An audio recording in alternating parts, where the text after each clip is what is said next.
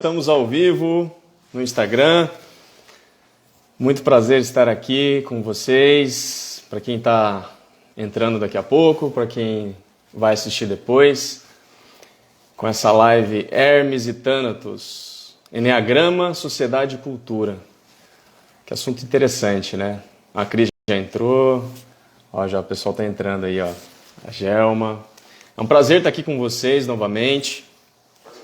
Estou muito feliz de estar retomando essas lives, é um processo que eu gosto muito, assim, sabe?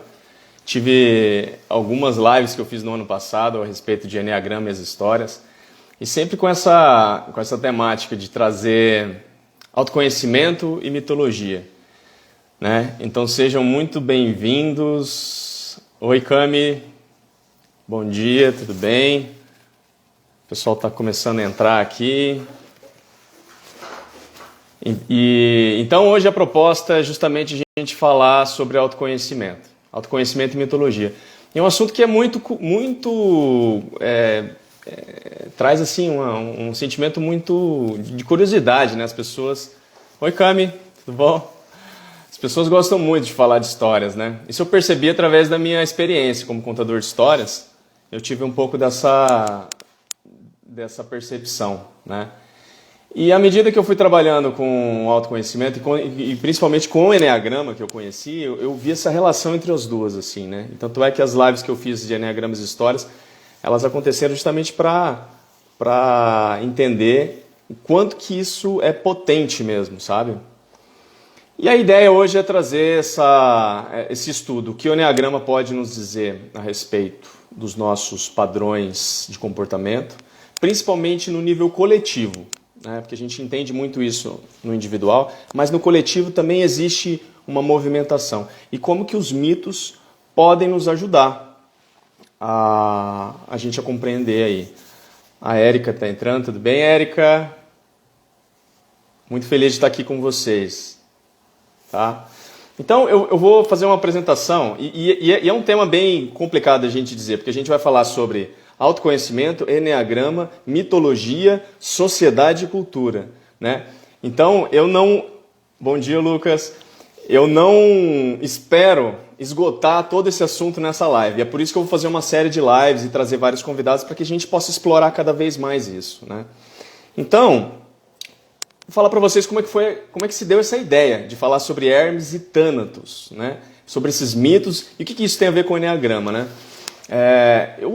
Recentemente eu participei de uma aula do Hugo Moraes, do professor Hugo Moraes, que é um psicólogo, e trouxe um tema muito interessante sobre Hermes e sua era. E eu, olhando essa aula sobre Hermes, sobre essa figura mitológica, comecei a perceber o quanto que ela era parecida com uma personalidade do Eneagrama. E essa personalidade do Eneagrama tem muito a ver com o nosso padrão da nossa cultura aqui, principalmente aqui no Brasil, né? E uns anos atrás também, eu já tinha visto um vídeo do Padre Domingos, que é um formador de Eneagrama, uma referência hoje no Eneagrama, uma referência mundial, falando sobre o padrão do tipo 7 e a cultura Brasil. E aí eu comecei a pensar sobre o Brasil, sobre o Eneagrama, sobre Hermes, e aí eu pensando em Hermes me veio aquele programa seriado da MTV, Hermes e Renato, né? Saudoso Hermes e Renato, que todo mundo gostava e que tinha uma característica muito peculiar de trazer um humor ácido, um humor às vezes até violento, né? E eu pensei, o que tem a ver? Veio na intuição Hermes e Renato, e eu pensei Hermes e Renato, e aí me remeteu a Thanatos. Aí eu pensei, uai, mas que curiosidade, né? Hermes e Renato, Hermes e Thanatos, né? E tem muito a ver com relação a Thanatos, né? A gente percebe o quanto que Thanatos como essa figura que representa a morte, a personificação da morte, e o que a gente pode fazer para tratar esse assunto de um modo mais sério e não tão pejorativo quanto do Hermes e Renato, né? Talvez a gente possa aí fazer um novo seriado, ao invés de Hermes e Renato, fazer um Hermes e Thanatos, né? Bom dia, Marilda, tudo bem? Legal estar aqui com vocês aqui. Então, estou fazendo uma introdução para falar sobre como é que foi essa ideia, né? E daí entendendo que Hermes e Thanatos são figuras mitológicas muito importantes e que elas têm a ver uma com a outra, né? E eu nunca tinha percebido essa ideia assim entre esses dois temas, né? E aí fiquei curioso e falei assim, bom, vou conversar com as pessoas e vou promover essa ideia de fazer essas lives, né? Eu fiquei muito surpreso quanto que as pessoas gostaram, realmente se engajaram nessa curiosidade, saber o que tem a ver com isso, né? E eu acho que, fundamentalmente, o que a gente tem que entender é o seguinte, o nosso processo de consciência, de tomada de consciência, é um processo de iluminar as nossas sombras. E quando a gente pensa no nível coletivo, existem sombras coletivas que nos oprimem, que fazem com que a gente caminhe por lugares obscuros e que a gente tenha padrões de comportamentos obsessivos e comportamentais assim, do modo ruim mesmo, né? A Von Franz, no livro chamado Psicoterapia, fala sobre o processo de individuação, né? E ela diz que o processo de individuação, que é o se tornar indivíduo, né? um indivíduo próprio, é um problema ético. E por que é esse problema ético, né? Porque as suas próprias sombras individuais, elas aparecem no coletivo. Um abraço, Dado. Obrigado por você ter aqui. O Anderson entrando. Legal. O processo de individuação, né, ele presume nós iluminarmos as nossas sombras, para que essas sombras elas não se projetem no coletivo e aí se torna uma sombra muito grande, né? Então ela fala assim, ó, temos que descer para esse nível, né, o nível das sombras, entender elas, para que esse nível mais baixo não permaneça tão sombrio.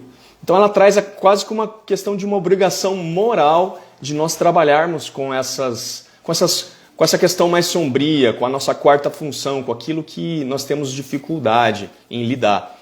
E parte do objetivo dessa live é justamente iluminar essas sombras. Então, eu enumerei aqui 3 objetivos para que a gente possa guiar esse nosso encontro aqui, né, e os próximos que virão.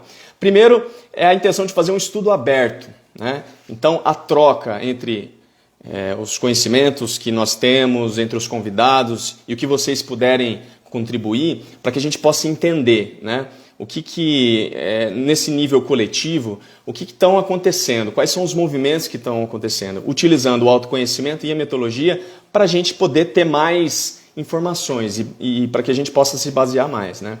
Um outro objetivo é definir o perfil coletivo, entender assim, que nós, como brasileiros, temos uma persona que nos influencia e que através do qual a gente acaba agindo, né? Como se fosse uma caricatura, né? E existe esse perfil. Então, definir ainda melhor esse perfil para a gente entender quais são as características. E a outra é buscar caminhos e demarcações para que a gente possa estruturar um caminho em direção a um outro ponto, né? Que a gente possa integrar essas sombras, iluminá-las, e tentar construir um caminho com relação de crescimento, né? Com relação a esses nossos processos no nível coletivo. E para isso nós vamos utilizar essas 2 ferramentas, né? Do autoconhecimento e da mitologia. Do autoconhecimento, a minha base é o Eneagrama. E aqui eu queria falar um pouco sobre o que é o Eneagrama. Alguns aqui conhecem, outros não conhecem. Então vou fazer uma introdução bem inicial, assim, para que a gente possa entender o que é esse Eneagrama e o que tem a ver com autoconhecimento. Então, o Eneagrama, ele é uma sabedoria antiga, a gente pode definir como uma sabedoria, sabe? Que foi compilada através dos anos, né? Através de várias tradições culturais, tradições religiosas, que foram como se fosse um misto, né, dessas informações, dessas sabedorias, e começaram a ser compilada num símbolo. Um símbolo que pudesse traduzir o movimento dos astros, a transformação da natureza, as nossas motivações, né, as energias que existem no universo. Um símbolo que pudesse representar tudo. E é esse símbolo aqui nesse quadrinho, não sei se vocês estão conseguindo ver, né? É uma estrela de 9 pontas. Tá? E ela tem a origem, né? A maioria das pessoas dizem que a origem, não se sabe exatamente quando que se originou, mas que a origem vem da efervescência cultural lá de Alexandria, né? Em que houve realmente esse misto, né? De várias culturas. E ali, você imagina os sábios, os filósofos, estudiosos, né? Conversando uns com os outros e vendo o que era comum entre o que eles estavam falando. E ali foi sendo compilado essas informações, né? À medida que o tempo foi passando, e entendendo um princípio hermético da correspondência que fala que tudo que existe nos céus existe na terra também, e tudo que existe fora também existe dentro de nós, o Enneagrama começou a ser tratado como um mapa da alma humana. Bom dia, minha mãe está aí, Cristina, bom dia. E aí, o Enneagrama se tornou esse mapa da consciência, ou seja, entendendo que o movimento dos astros também ocorria dentro de nós mesmos. Então, ele começou a ser utilizado para perceber os padrões de comportamento, os movimentos internos de cada um de nós. E aí ele se tornou esse mapa da consciência, que ajudava não só a perceber qual era o seu padrão, né, qual era a tua perspectiva, o seu modo de operar no mundo, mas também percebia caminhos e movimentos que faziam com que esse padrão fosse harmonizado com as demais energias, né, que não ficasse estagnado num determinado ponto. E aí trazia toda essa analogia do movimento dos astros, que pelo seu movimento traz harmonia no universo, né? Então, o Enneagrama começou a ser utilizado como esse mapa, né? Um mapa da consciência, um guia. E aqui a gente vai entender, vai buscar essa metáfora do mapa para a gente poder guiar, né, o nosso caminho aqui nesse estudo. E os mitos, né? E a mitologia? Para que serve? O que são os mitos? Né? Os mitos, eles são realmente um compilado da experiência humana, né? São depósitos de experiências, de vivências, através dos milhares de anos da nossa história. E lá está a nossa história, estão os nossos dramas, né, a nossa força, todas as nossas aventuras, as aventuras humanas, elas são compiladas nesses mitos. São como exemplos, como modelos de vida que nós podemos identificar que existem ainda em nós, né? E aí a gente pode aprender através do exemplo. Então os mitos são essa forma de olhar para a experiência humana e entender o que existe disso que está acontecendo no mito em nós mesmos. Ele não só tem essa capacidade de agregar a experiência humana, mas ele tem algo além disso, né? Como o mito do herói, por exemplo, né? Quando a gente percebe o herói, não é porque o herói ele existiu através dos tempos, mas porque existe uma tendência a nós olharmos para esse modelo de personagem, de um herói. E assim a gente identifica e começa a escrever, e começa a contar as histórias desse herói que apareceu. Então essa tendência, esse modelo de uma estrutura que molda a nossa vida, é o que o Jung definiu como o arquétipo. Então, nos mitos, eles possuem os arquétipos, as estruturas psíquicas que estruturam realmente a nossa vivência. Então, os mitos eles são como um mundo muito rico de informações, que dizem de coisas que vivemos há muito tempo atrás, né, dos nossos ancestrais, mas que dizem respeito a coisas que a gente nem imagina, que está para além da nossa compreensão, muitas vezes, né? Então, os mitos são como um mundo novo, né? Não é esse mundo que nós vivemos aqui, mas o mundo dos mitos, né? E se a gente pegar o Enneagrama como um mapa, a gente pode utilizá-lo como um mapa da consciência para a gente poder guiar e para a gente poder perceber por onde que a gente navega por esse mito. Porque a gente tem uma tendência, primeiro, a se identificar com determinados mitos. Isso já diz a respeito muito desse padrão de consciência. E dentro de cada mito é de perceber que você se identifica com um determinado personagem ou com um determinado momento da história, né? Muitas vezes. E em determinados pontos da vida, né? Às vezes um mito ou uma história não é importante para você nesse momento, mas vai ser daqui a 20 anos, porque você vai estar vivenciando esse arquétipo, vai estar vivenciando esse mito muito mais intensamente nesse modelo da vida. Então, o Enneagrama ele ajuda muito a gente a mapear em que ponto nós estamos e qual que é o viés da nossa consciência, por onde que o nosso ego caminha, né? A Von Franz, ela fala no livro Feminino nos Contos de Fada, que em termos mitológicos o ego é o herói. E ele é o herói como um instrumento de encarnação do self. E o self como esse conceito de algo maior, do eu verdadeiro, do eu maior, né? que no Eneagrama a gente pode trazer como essência, como aquilo que nós buscamos, né? Como a imagem do divino em nós. Então o herói e o ego é esse que faz essa transição, que está buscando, que está num caminho, né? Então o Eneagrama nos diz quem é esse herói, fala o que ele busca e quais são as tarefas que ele precisa fazer. E aí nos mitos a gente vai encontrar um modelo já pronto, um modelo de alguma experiência já feita, né? É uma história arquetípica. E a partir desse estudo, dessas duas sabedorias, né? A gente pode guiar o nosso estudo, guiar a nossa consciência, entender quem nós somos a partir dos mitos. E quem nós somos, existem duas instâncias, né, do ser consciente. Né? Existe uma consciência individual de quem eu sou e existe uma consciência coletiva dos grupos do qual a gente participa. Né? E é importante a gente perceber esses dois níveis, né? Porque as sociedades elas são como organismos personalizados. Elas possuem uma personalidade, possuem características próprias, possuem uma identidade, que é como se fosse os estereótipos. Né? Muitas vezes a gente pega nós como um povo que tem uma mesma origem, que tem uma mitologia própria, né? Que tem uma história própria, que tem uma língua em comum. Né?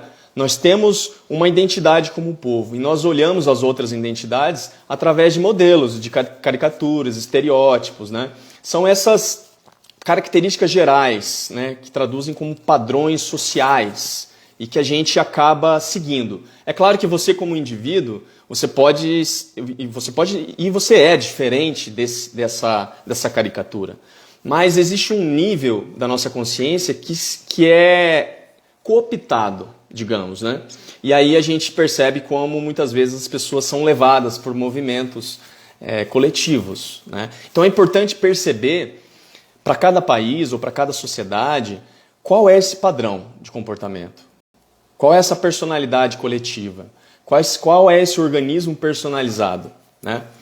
No Brasil, se a gente for pensar no Brasil, existe um personagem coletivo, né? Que a gente vê e é como se a gente percebesse como nós somos vistos pelos outros. Né? E a gente vê na cultura muito isso. E o personagem é a figura do malandro. Né? O brasileiro traz muito essa questão do malandro. Daquele que muitas vezes foge do trabalho, quer a coisa fácil, que busca um caminho mais simples, que improvisa, né? E nas histórias a gente tem algumas figuras importantes, né? Mais aqui no sul do país, não só no sul do país, eu acho que no Brasil inteiro tem a figura do Pedro Malazarte. Pedro Malazarte é a figura do brasileiro, né? Que é aquele que tem sempre um jeitinho, ele arruma um jeito para tirar vantagem da situação. Ele pode estar até por baixo, mas ele engana, né? Ele engana até a morte, né? Tem um capítulo que ele engana até a morte, inclusive, né? Tem o personagem do João Grilo, né? Na obra do Ariano Suassuna, também diz muito a respeito disso, desse personagem que é meio liso, né? E que faz muitas piadas, e que traz uma leveza, um otimismo, mas por trás dessa leveza existe uma tendência a buscar uma vantagem, né? Nisso, né? Então é esse personagem que tem uma alegria muito grande, né? Que é capaz de trazer leveza, espontaneidade, de se reinventar a todo momento, né? Capaz de rir das tragédias, das coisas que acontecem de ruim conosco, né? Um otimismo em relação ao futuro, fala, não, as coisas vão ser melhores, né? E aí passa, e tem uma vivacidade muito grande assim, né? No seu cotidiano. E procura promover essa vivacidade nas pessoas, né? Não, é importante a gente seguir em frente, é importante a gente ser feliz, né? Tem esse lado. E um outro lado, mais sombrio, assim, digamos, a gente pode perceber que é uma personalidade que não leva muitas coisas a sério, né? Então, quando vê, né, já extrapolou, né, a situação. E a gente está passando justamente por isso, né? Nós vemos o quanto que deixar para lá os nossos problemas atrapalha. É uma personalidade que empurra com a barriga, né? Que não resolve muito os problemas. Acaba jogando para frente, escondendo a sujeira debaixo do tapete. Que foge da responsabilidade, né? E que muitas vezes se aproveita da situação. É a lógica do improviso, né? De fazer tudo, fazer meia boca, fazer nas coxas, né? Tem esses termos que a gente utiliza e que às vezes até podem ser pejorativos, né? Em algum sentido, mas que são culturais e que dizem a respeito desse personagem do brasileiro, né? E que é muito curioso. Por que esse personagem é assim, né? O que motiva? Por que nós somos vistos assim no mundo, né? Por que de repente a gente virou piada nacional? Piada mundial, quer dizer, né? E que todo mundo anda falando sobre isso, né? Se você estudar o Enneagrama, você vai pegar essas características, você vai perceber que tem muita semelhança com uma personalidade, né? E que é o perfil do tipo 7 do Enneagrama. E é nesse perfil que eu quero falar com vocês, né? Para quem conhece o Enneagrama, já sabe, já começou a identificar um pouquinho mais. Para quem não conhece, eu vou explicar um pouco o que é o tipo 7, tá? O tipo 7... ele faz parte da tríade dos racionais, então é um tipo muito mental. Então ele privilegia o mental ao invés do prático, de fazer, e ao invés do emocional, de sentir, né? Então um tipo que movimenta muito o mental dele. A orientação dele mental é para o exterior, então tem uma tendência a serem mais extrovertidos. Uma personalidade muito extrovertida, que busca no que está fora algo para o mental, né? Busca mentalmente alguma coisa. E o que o tipo 7 busca a todo custo? É a busca por prazeres mentais, né? E tem uma relação muito forte com o hedonismo, né? O que é o hedonismo? É a busca do prazer simplesmente pelo prazer, né? E essa busca, ela tem um fundamento, né? E no Enneagrama, a gente tem uma coisa muito interessante que ajuda a gente a entender rapidamente o que é o Enneagrama. E isso é porque o Enneagrama ele fala sobre paixões e pecados, né? E isso de paixões e pecados é uma coisa que a gente entende porque está dentro da gente. A gente vivencia todos os dias esses padrões. Então, quando você fala de ira, você sabe o que é a ira, porque você já passou por isso, né? Quando você fala de preguiça, a gente já participou. Mesmo que você não seja o tipo da preguiça, né? O tipo que tem mais esse estado emocional mais forte, você sabe o que é a preguiça.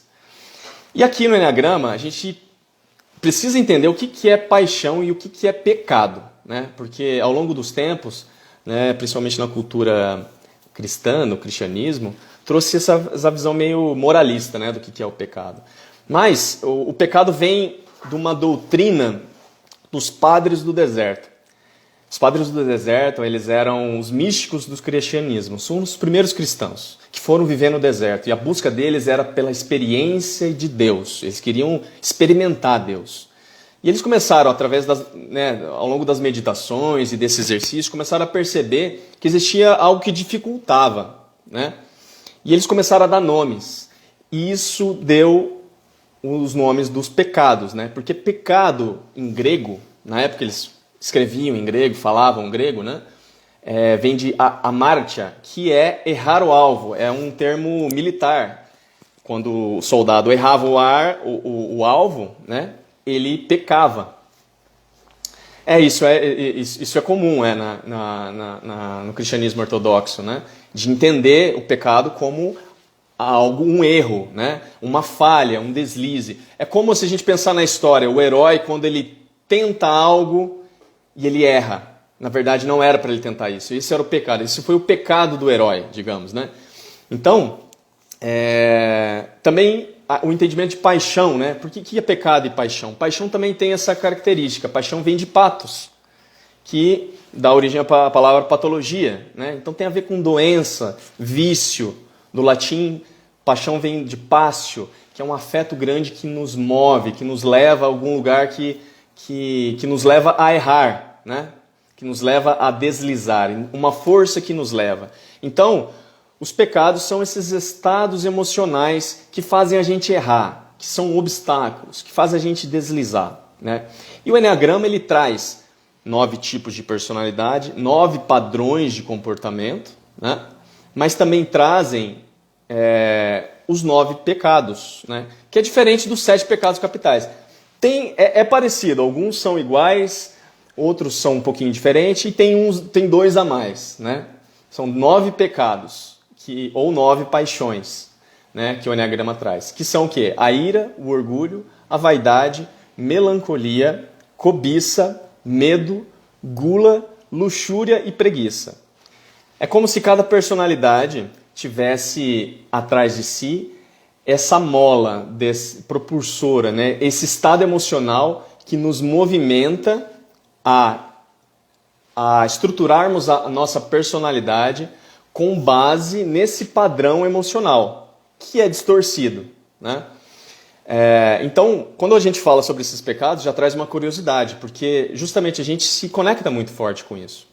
E o padrão do tipo 7, a gente vai estar falando do tipo 7, que tem a ver com o brasileiro, a paixão, o pecado dele é a gula, né?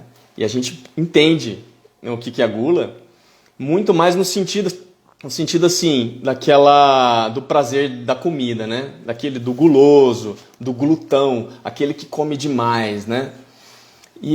Mas a gula, para os padres do deserto, era muito mais que isso.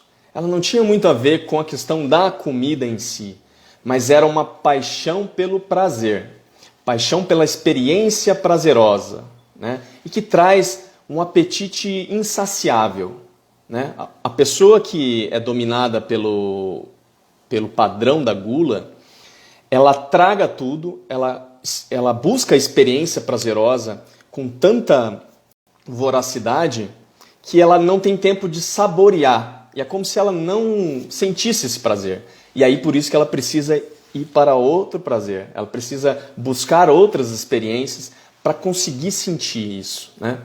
E há essa voracidade, essa ansiedade por buscar o prazer a qualquer custo, né? Tem muito a ver com consumo, muito mais do que a digestão, né?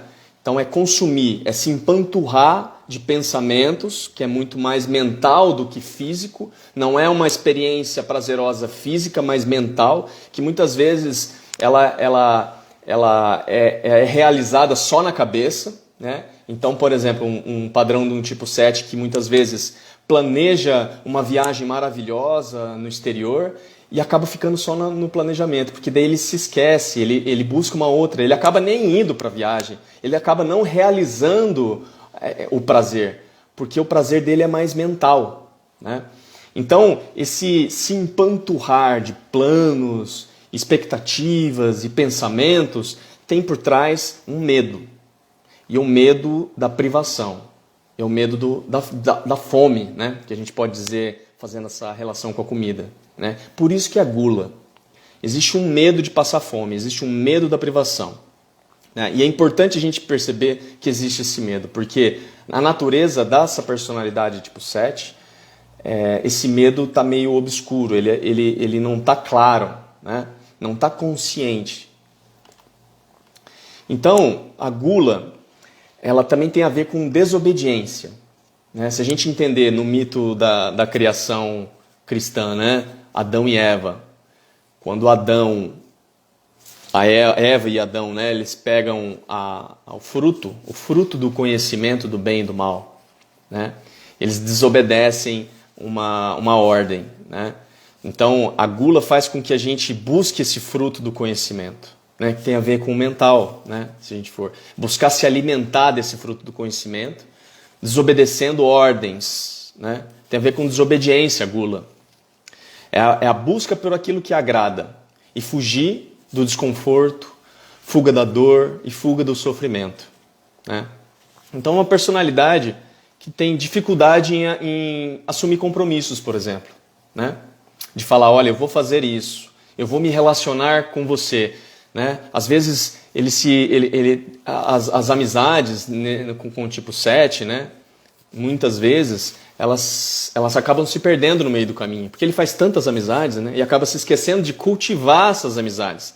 E a questão de cultivar, né, é uma questão importante, né? É um tipo que prefere colher do que cultivar, né? E tem muito a ver com o padrão da gula. E aí a gente vai entendendo o que isso tem a ver com o nosso perfil do brasileiro, o nosso perfil da sociedade, né? Que prefere colher do que cultivar, né? Então tem dificuldade de fazer sacrifícios, de abrir mão daquilo que ele tem, abrir mão do prazer para construir algo melhor, né? Para estruturar. Tem dificuldade de lidar com a dor, né? A motivação principal desse tipo de personalidade é evitar o sofrimento. Tá? Por quê? A experiência de infância, o trauma, né, originário, né, a dor originária do perfil do tipo 7 é um sentimento de sofrimento, uma sensação de privação, que a criança experimentou com uma angústia de morte. É como se eu tivesse à beira da morte, né? Talvez a mãe, durante a gestação, acabou tropeçando e pensou que tinha perdido o bebê, e a criança imaginou que ela estava prestes a morrer, e aí é aquela semente que começa a desabrochar, e daí vem essa necessidade de fugir desse sofrimento, porque é grande demais. E para a criança, fugir do sofrimento é natural, e é uma necessidade mesmo. Mas a criança 7, ela foge além, ela vai para o mundo da imaginação, e aí ela começa a imaginar um mundo muito, muito belo, diferente desse momento, desse lugar de sofrimento e dor, né? Isso na criança é natural, mas à medida que as pessoas vão crescendo, o normal é você amadurecer e perceber que o sofrimento faz parte da vida, que a gente deve enfrentar, e que a gente tem que lutar, construir uma sociedade melhor para que não exista tanto sofrimento. Só que o tipo 7 tem dificuldade de entender esse papel, tem dificuldade de amadurecer. E nesse sentido ele parece como uma criança eterna, né? O Peter Pan.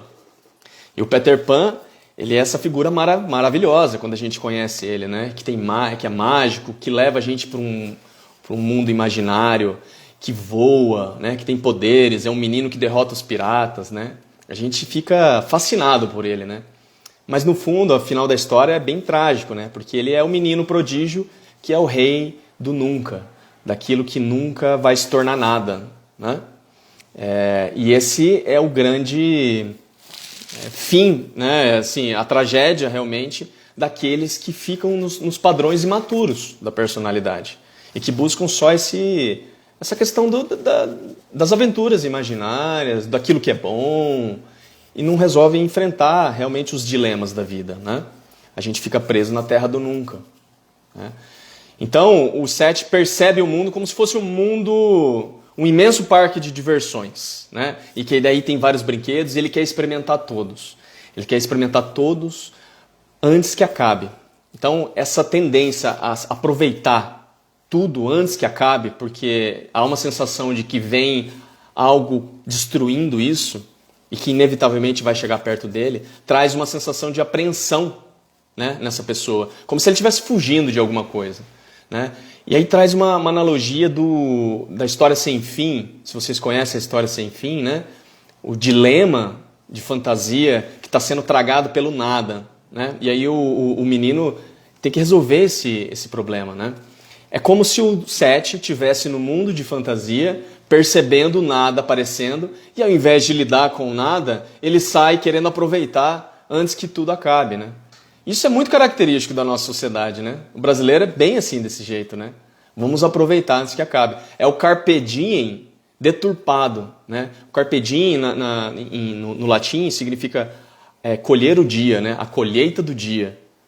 Só que para o 7, o carpe diem é colher e ficar colhendo, sem pensar em plantar, né? Sem pensar. Então, quer dizer, é colher qualquer coisa. E aí quando você colhe qualquer coisa, parece que nada tem sabor, a vida não tem tanta graça, né? Se você está colhendo tudo, se você está experimentando tudo que é prazeroso, né? Então, essa tendência da personalidade 7, pular de planos em planos, como se fosse um macaco de galho em galho, sabe? Eu decido fazer isso aqui, depois eu paro, aí eu vou fazer outra coisa, em vez de se colocar numa determinada local, né? Ele não se aproveita, ele não se permite aproveitar esse momento, e ele nunca se sente saciado, pleno. É que nem a música dos Rolling Stones, né? I can get no satisfaction. E aí o tipo 7 não tem satisfação. E aí por isso que ele precisa buscar cada vez mais e mais prazer. E ele fica nessa dinâmica. E é uma coisa que desgasta muito a pessoa, né? Um dispêndio de energia muito grande de não conseguir aproveitar aquilo que está se vivendo mesmo, né?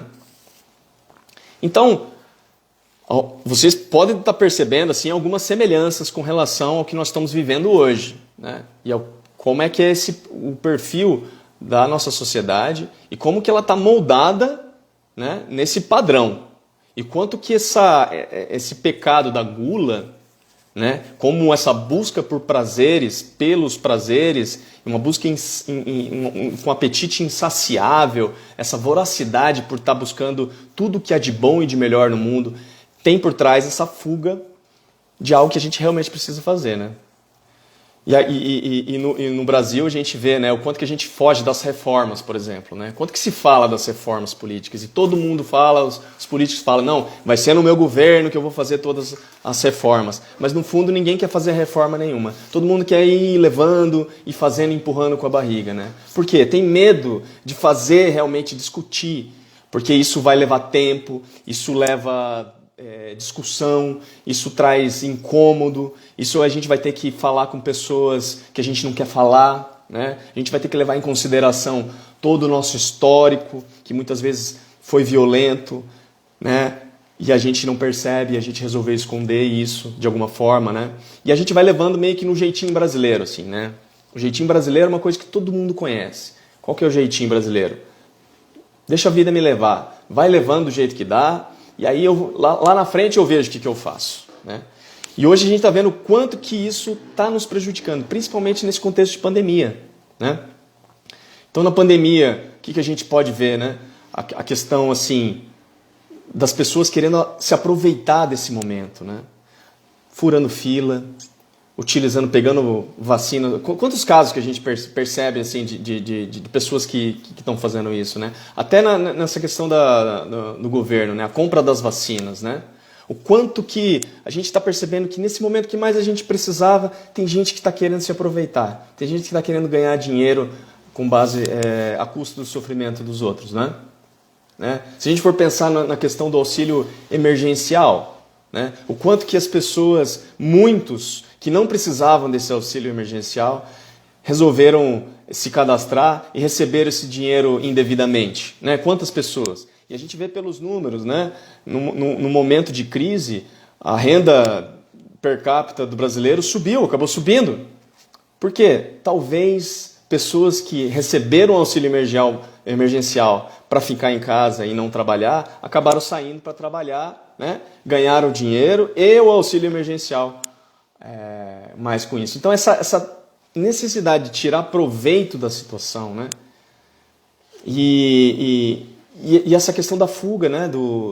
Daquilo que está acontecendo, né? Da tragédia que nós estamos vivendo, né? Dos números de mortes,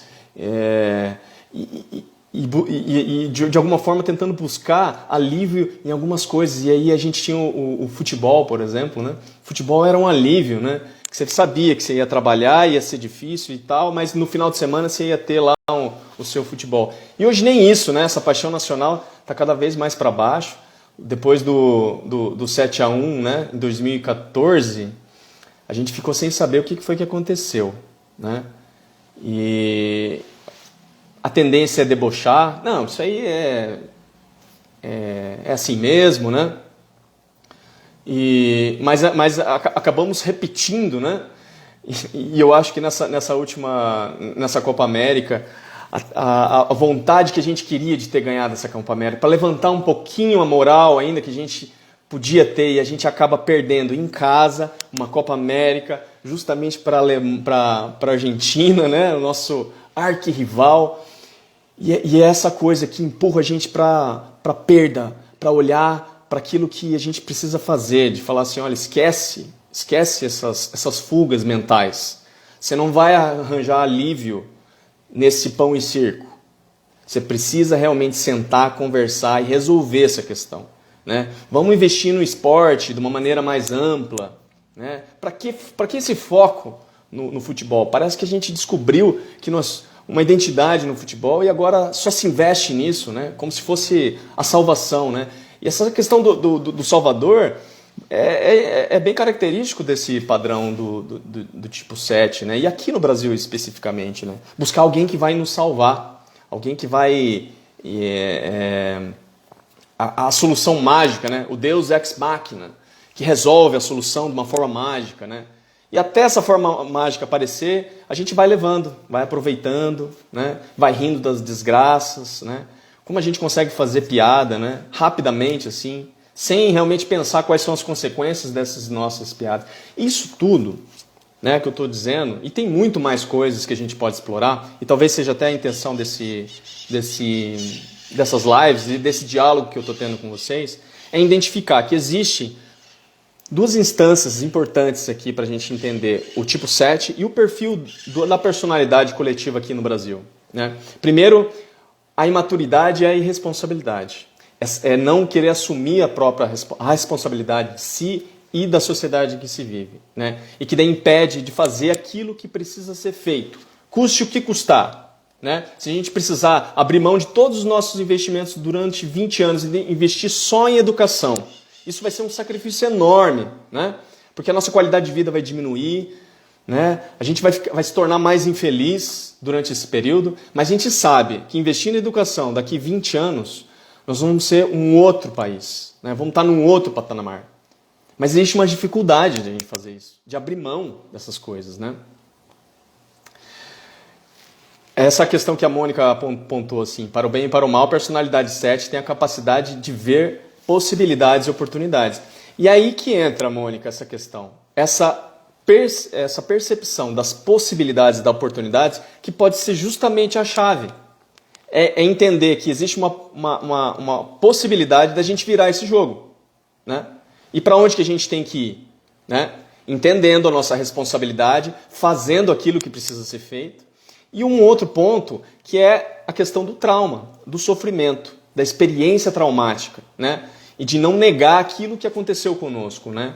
Do nosso histórico violento, do genocídio, né? Dos povos originários que aconteceram na fundação desse país, né? Um país que é líder mundial na violência e, no entanto, é o país do carnaval, né? O país da alegria, da cordialidade.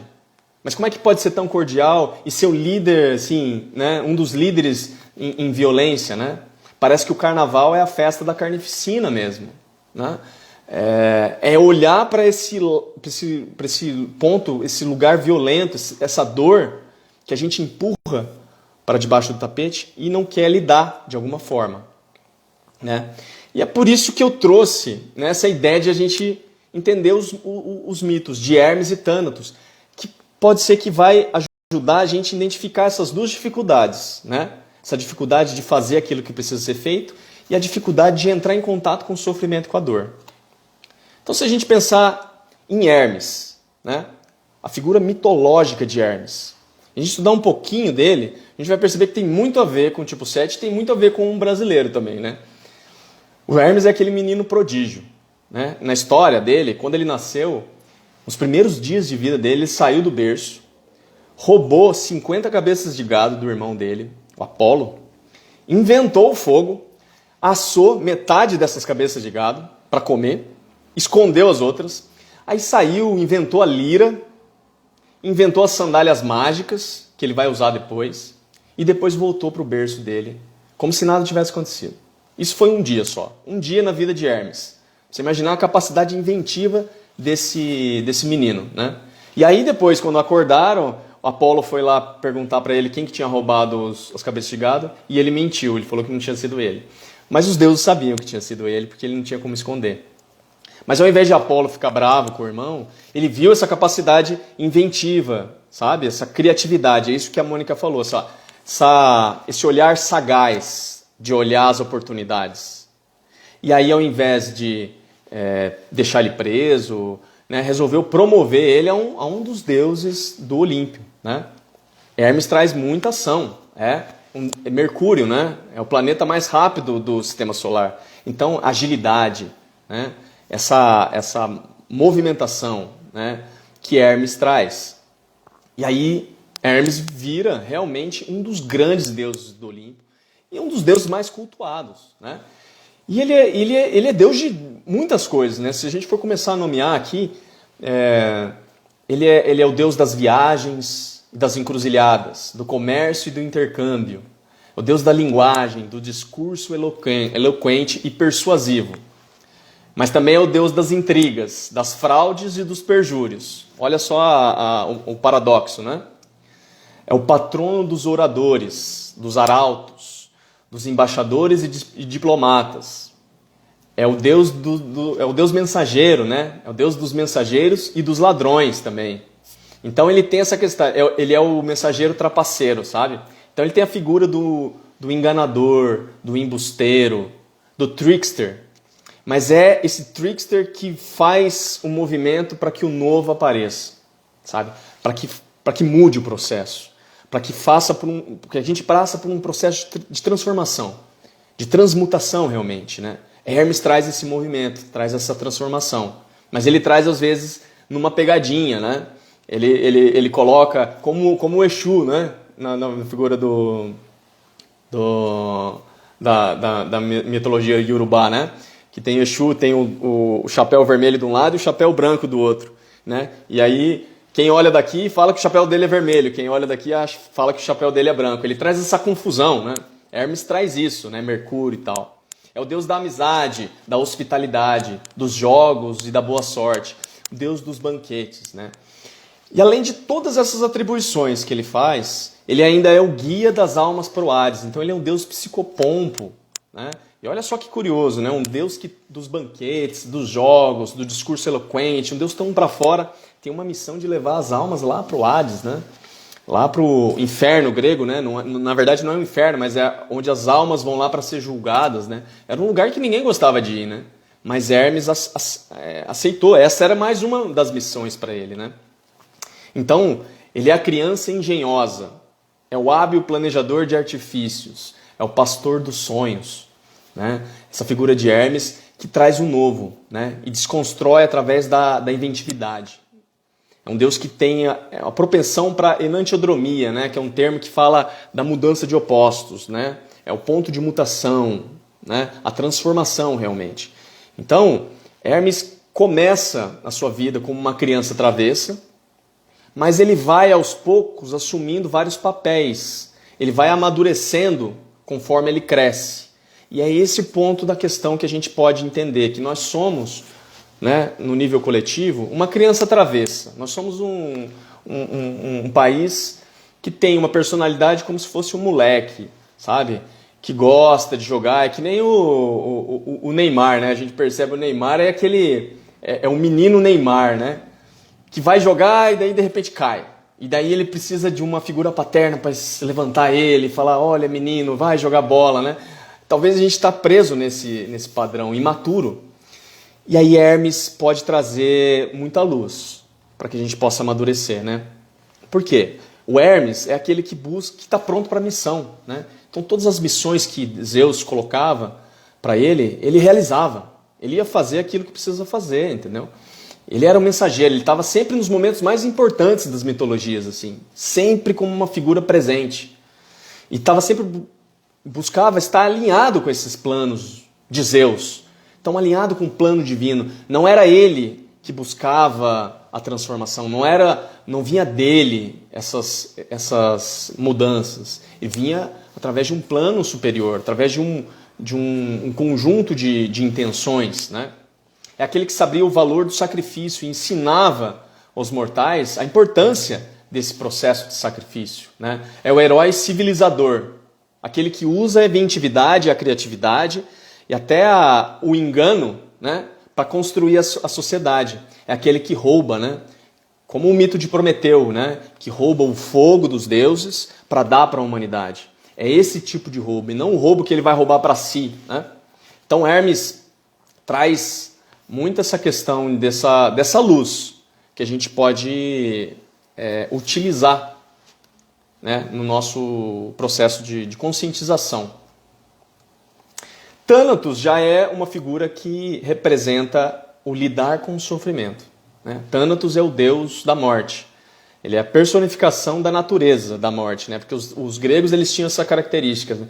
Todas as manifestações da natureza eles personificavam, né? Então era um espírito, um daimon, né? Eles chamavam de daimon. É o daimon que representava a morte. Então quando a pessoa morria, era essa personificação que aparecia para ela, né? E daí, na mitologia a gente tem a figura do anjo da morte, né? Thanatos é esse anjo da morte, né? É o Azrael, né? Ou Samael na cultura hebraica, né? O anjo da morte. E Samael significa o veneno de Deus. Mas também ele tem uma tradução como se fosse algo como o ajudante de Deus. É como se esse processo, né, ele fosse necessário realmente. E como é, né? O processo de mortificação, ele é extremamente necessário para realmente gerar vida novamente, né? Processo de vida, morte e vida, né? Então, essa figura do anjo da morte que traz a transformação, que faz a lagarta morrer para que a borboleta nasça, né?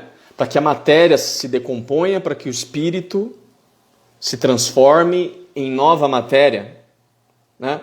Então essa necessidade, que muitas vezes nós fugimos dela, a gente precisa aprender a lidar com a nossa mortalidade e com a nossa finitude. E é o estudo de Thanatos que faz com que a gente comece a perceber, né? Porque sem esse estudo, sem perceber o nosso tempo finito, né? A nossa mortalidade, a vida se banaliza, né? É tudo a mesma coisa, né? Parece que a vida não tem sabor, né? É esse memento mori, né? O memento mori é lembrar de que você vai morrer um dia. Lembrando dessa morte, vai fazer com que você resolva buscar um novo, né? Buscar novamente na sua vida, né? Viver melhor, né?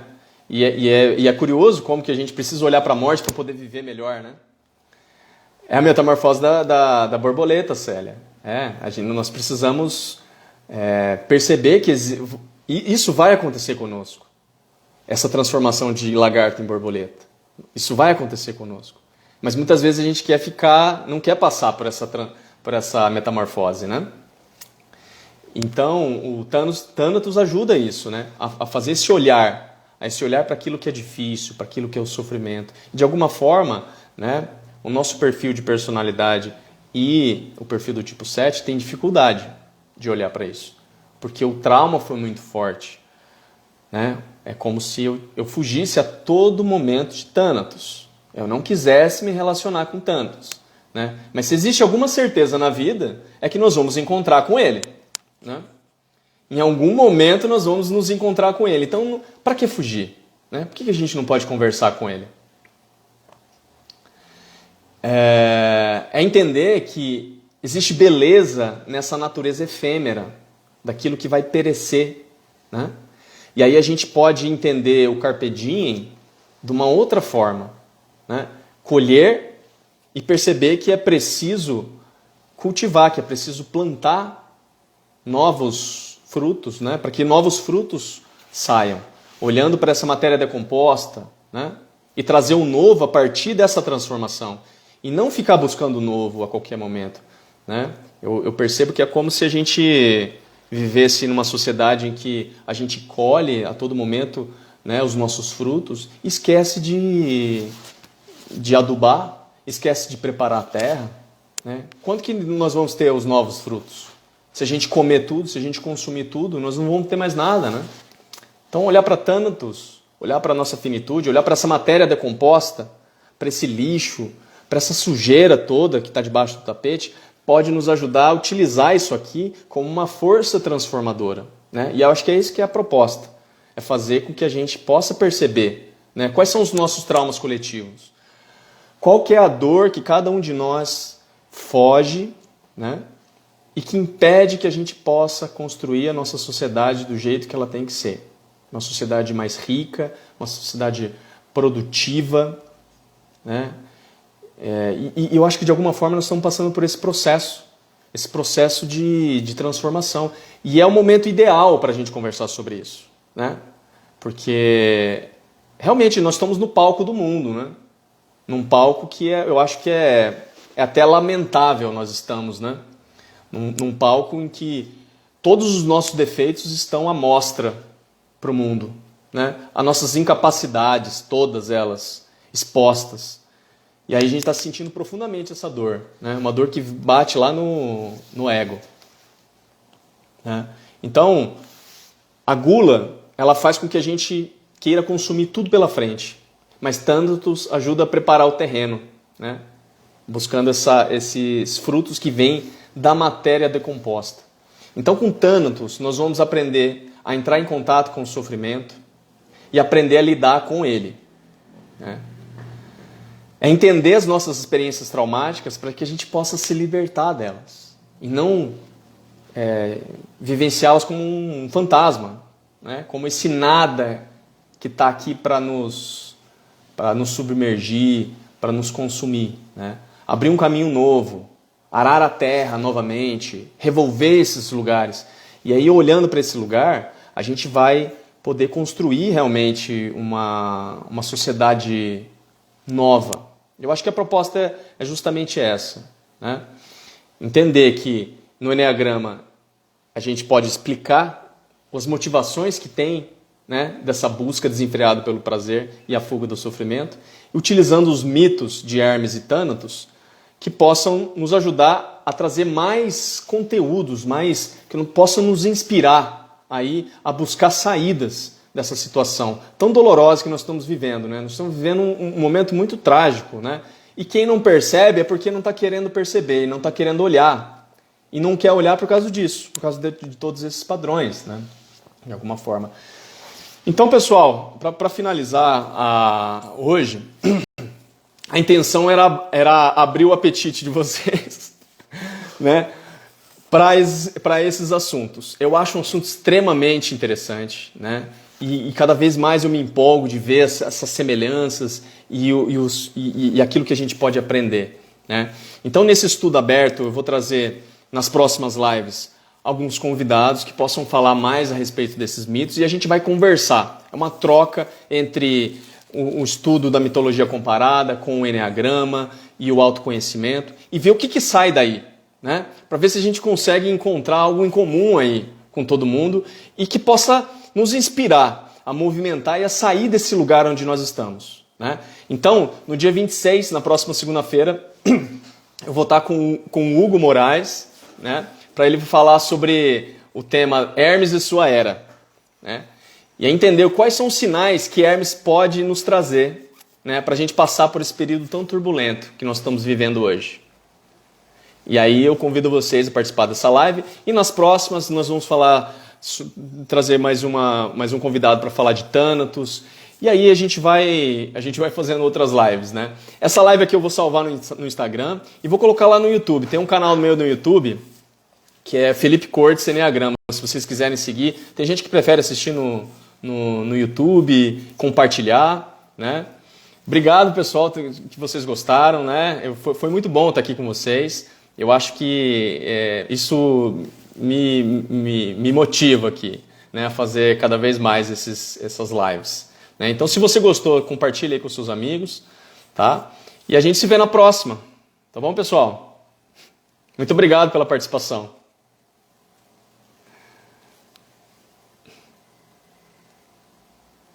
E agora eu não sei como cancela aqui. Aê!